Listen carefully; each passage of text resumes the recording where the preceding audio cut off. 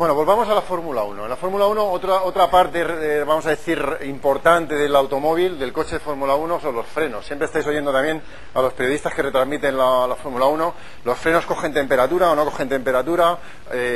Bueno, pues el freno de Fórmula 1 es un mecanismo muy complejo también. Ahí a la derecha tenéis cómo funciona un disco de freno convencional.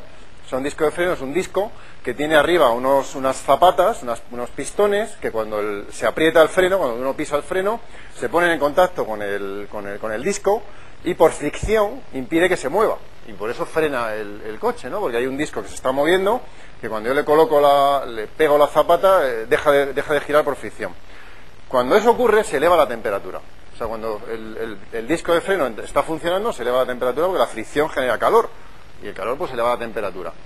En un coche de Fórmula 1 la velocidad es tan grande que si pusiéramos frenos de disco convencionales, es decir, de fundición o de material compuesto de matriz de aluminio, lo que ocurriría es que la temperatura es tan elevada que se fundiría y se griparía. O sea, el gripado de un freno de discos porque se funde el material y entonces se queda pegado.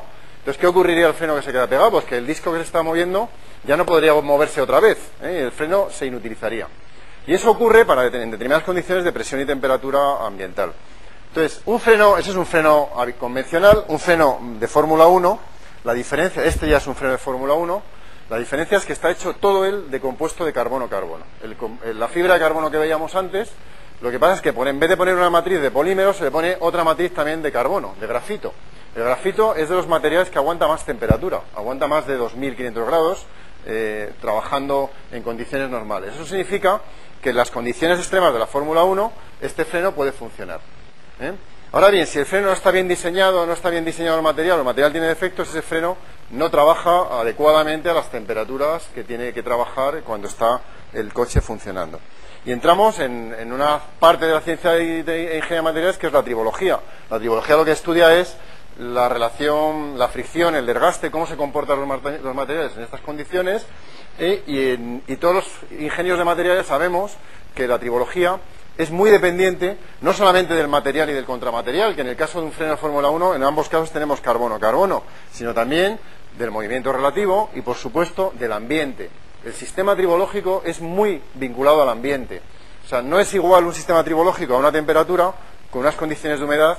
Y eso lo saben muy bien los diseñadores de Fórmula 1, porque sabéis que los coches no funcionan igual si está lloviendo, no está lloviendo, y cada detalle cuenta a la hora de arrancar esa milésima de segundo del coche.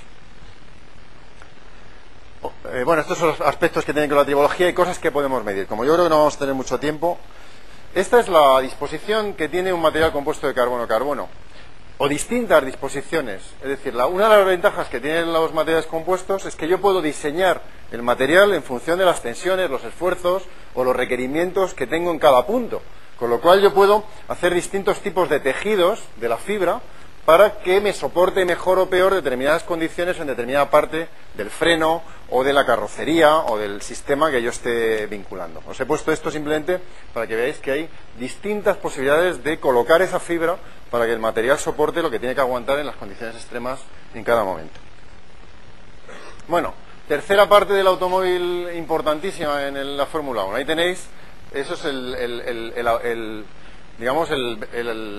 la rueda del coche de Fórmula 1 en condiciones ideales, es decir, sin haberse usado. A la izquierda tenéis una rueda para condiciones de seco, de semiseco y de húmedo a la derecha, ¿no? Que veis que hay una rugosidad distinta en la superficie.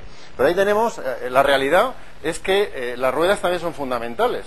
¿Por qué? Pues porque ya habéis visto también que en cuanto las ruedas dejan de trabajar en condiciones de fricción apropiadas, pues se empiezan a degradar y se empiezan a producir fenómenos pues como los que veis ahí arriba, que se desgastan totalmente en la superficie porque las condiciones tribológicas de ese sistema no son las adecuadas o van digamos, cogiendo material de la pista y se van también degradando de otra manera por ese motivo. Y pueden conducir a pinchazos como uno de los que tuvo Hamilton este año, donde la rueda pues prácticamente desaparece, o sea, se rompe ya, Bueno, pues aquí tenemos otra vez el sistema tribológico. Las ruedas están diseñadas para unas condiciones ambientales, unas condiciones determinadas, donde hay un material, que es la propia rueda, y un contramaterial, que es la pista. Y en medio hay un sistema tribológico donde hay humedad, donde hay calor, donde hay temperatura, y en función de todo eso, ese material compuesto del que está hecha la rueda funciona de una manera o de otra. un mal diseño, un mal estudio de ese sistema tribológico conduce a que un coche pueda ganar la carrera o no la pueda ganar. Pero hay más partes en el coche de Fórmula 1 muy vinculadas a la ciencia y ingeniería de materiales. Una de ellas es el motor. El motor de Fórmula 1, ahí tenéis arriba dos motores distintos de Fórmula 1, está sometido a a elevadas temperaturas, donde tenemos que optimizar el rendimiento de ese motor.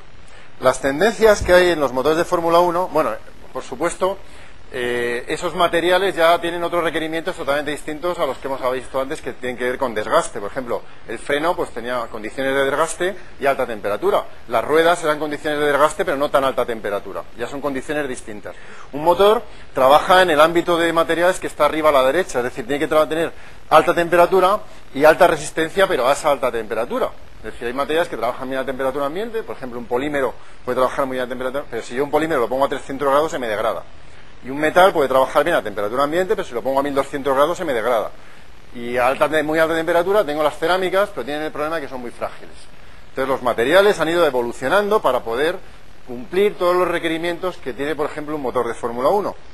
Y los motores de Fórmula 1, lo que se está haciendo ahora recientemente ya es utilizar, para tener alta temperatura y alta resistencia, pero a esa alta temperatura. Es decir, hay materiales que trabajan bien a temperatura ambiente. Por ejemplo, un polímero puede trabajar muy bien a temperatura, pero si yo un polímero lo pongo a 300 grados se me degrada. Y un metal puede trabajar bien a temperatura ambiente, pero si lo pongo a 1200 grados se me degrada. Y a muy alta temperatura tengo las cerámicas, pero tienen el problema de que son muy frágiles.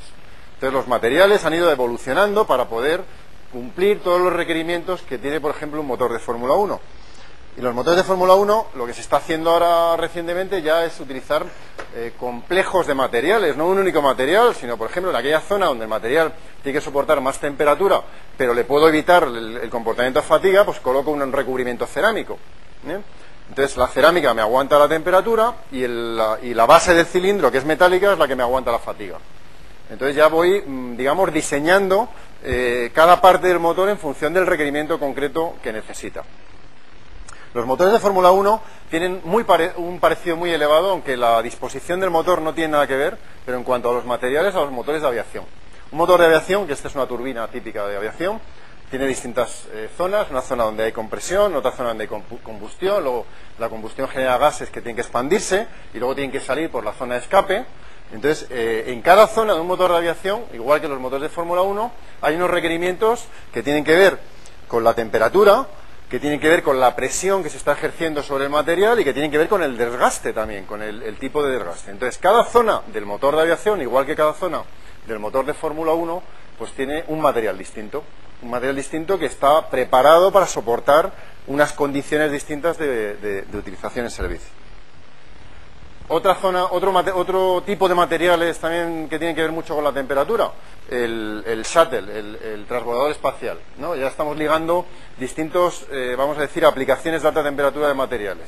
En el shuttle, si os fijáis en la figura de arriba a la derecha, tenéis cada parte del transbordador espacial y la temperatura a la que se somete en algún momento de su vuelo. En algún momento de su vuelo, donde normalmente la etapa peor es la reentrada en la atmósfera. ¿Por qué? Porque también hay un sistema tribológico extremo.